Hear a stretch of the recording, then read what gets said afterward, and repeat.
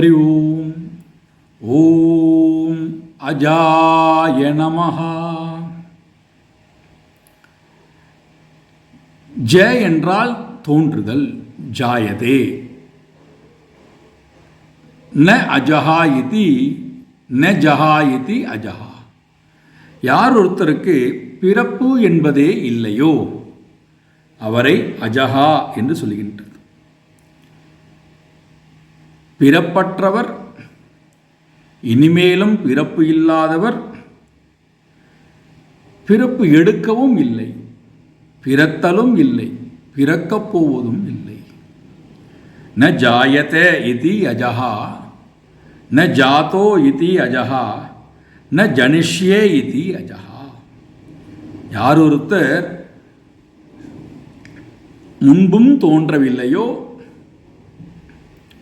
இப்பொழுதும் தோன்றவில்லையோ, இனிமேலும் தோன்றப்போவது இல்லையோ அவருக்கு பெயர் அஜஹா என்று பெயர்.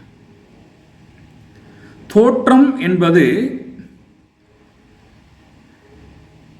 4 விதமான தோஷத்தினாலே வருகிறது. அறியாமையினால், அறியாமையிலிருந்து வரக்கூடிய கர்மத்தினால், கர்மத்திலிருந்து வரக்கூடிய கர்ம வினையினால், கர்ம வினையிலிருந்து வரக்கூடிய பிறப்பு இறப்பு என்று சொல்லக்கூடிய செயலினால்